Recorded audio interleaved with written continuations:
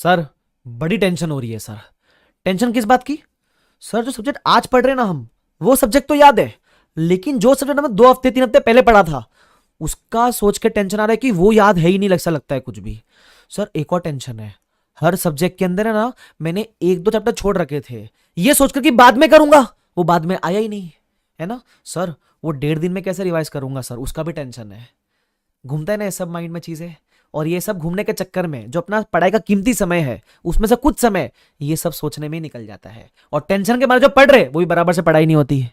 तो सर इस वीडियो में तुम्हारा भाई आया है एक प्रॉपर सोल्यूशन के साथ, तुमको अच्छे से गाइड करूंगा, रिलैक्स करूंगा तुमको, और डेफिनेटली तुमको ये हेल्प करेगा ही करेगा। लेकिन उसके पहले सब्सक्राइब तो करना पड़ेगा ना बाबू को, तो पहले करना चैनल को सब्सक्राइब और फटाफट से मेरी सारी बातें सुन लेना, है ना। So welcome to my channel, this is Akash Kandoi and I hope every one of you is doing absolutely amazing. तो अब मैं आपको एक एक करके सबका सोल्यूशन बताता हूं। सबसे पहली चीज, आप जो कहते हो ना कि सर मैंने इतना जो पढ़ा है आज वो तो याद है, लेकिन जो 2 हफ्ते 3 हफ्ते पहले पढ़ा वो कैसे याद आएगा? भाई ये सबके साथ नॉर्मल है। ये सेम चीज आपने शायद आईपीसीसी में भी एनकाउंटर की थी, है ना, या शायद अगर आप इंटर में भी हो तो आपने फाउंडेशन में भी चीज एनकाउंटर की थी। तब मुझे बताओ, तब भी आपने कोई सब्जेक्ट तो ऐसा होगा 2 हफ्ते पहले पढ़ा था, फिर एग्जाम के दिन पे उठाया था, कर लिए थे ना, क्लियर कर लिए थे ना। भाई यही है। अरे वो छोड़ो, 10th 12th में भी तो दिया था ना आपने, 10th 12th बीकॉम हर जगह होता है ये सब चीज, बीकॉम छोड़ देते, बट जो भी है बोर्ड एग्जाम वगैरह में भी हुआ था ना। तो होता पता है कैसा है, आप जब कुछ चीज पढ़ते हो ना, तो आपके सबकॉन्शियस माइंड में वो चीज रहती है। अपने को लगता है कि सब भूल चुके हैं, ठीक है, सब नहीं भूलते हैं, 70 80% 60% चीजें रिकॉल होती है, क्योंकि अभी आप फाइनल स्टेज में हो तो रिकॉल होगा चीजें। तो वो टेंशन मत लो, मैं बता रहा हूं होगा रिकॉल। जब आपको आईपीसीसी में हुआ है, जब आपको फाउंडेशन में हुआ है, जब आपको 10th 12th के बोर्ड्स में हुआ है, तो इसमें क्यों नहीं होगा, है ना। सिलेबस कितना ही बड़ा हो, आपने पढ़ रखा है ना, रिकॉल होगा, तो उसका टेंशन मत लेना, पहली चीज। सेकंड चीज, आपका जो 1.5 डेज का डर है वो नहीं होना चाहिए डेली। क्यों?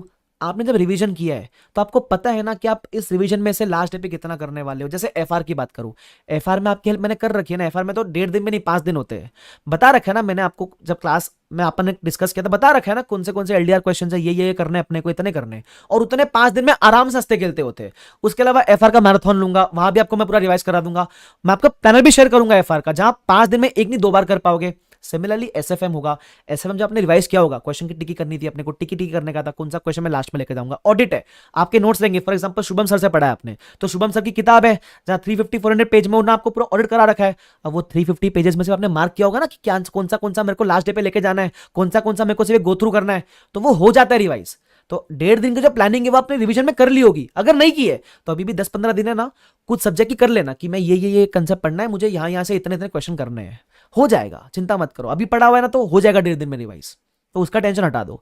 तीसरा चीज, हर सब्जेक्ट में सर मैंने 1 2 चैप्टर छोड़ रखे, उसका मैं क्या करूं? एक बात बताओ, 125 मार्क का पेपर आता है, 100 मार्क का अटेम्प्ट करना होता है, लाना 60 होता है। तुम टेंशन ले रहे हो कि भाई मेरे को 125 मार्क का पेपर मैंने पढ़ा ही नहीं है। अरे इट इज फाइन ना बाबा, ICAI does not want to score 100 out of 100।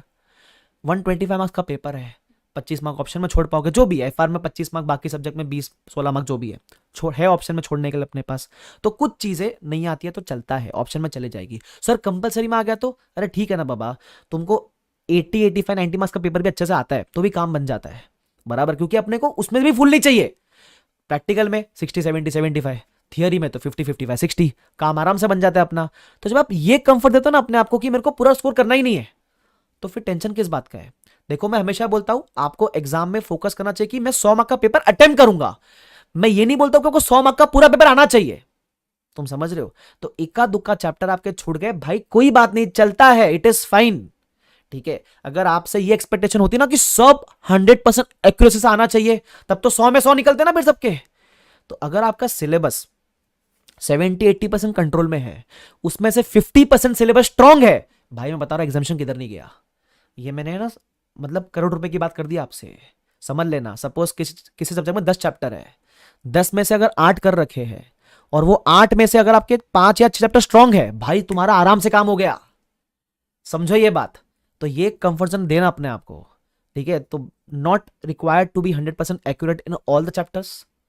2 3 छूट गए, ठीक है, किया है तो very good, well and good, कोई बात नहीं, नहीं किया तो ठीक है, कोई नहीं, जितना किया उतना अच्छे से करो, ठीक है।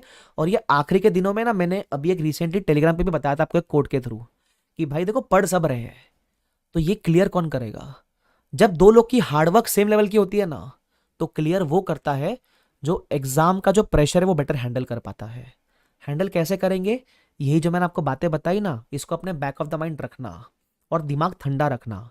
ठंडा दिमाग अच्छे से काम करेगा, स्थिर दिमाग आपको बेटर रिकॉल करने में हेल्प करेगा और आपकी बेटर एफिशिएंसी लाने में हेल्प करेगा। तो बस ये स्थिर रखना, बाकी सब चंगा है, कोई टेंशन लेने वाली बात नहीं है। आपने मेहनत की है, फल मिलेगा आपको, बस स्ट्रेस मत लेना अपने को। अब बाकी लोगों को हार्डवर्क में तो अपन एट पार हो गए, क्योंकि आखिरी महीने में सब कर रहे हैं मेहनत।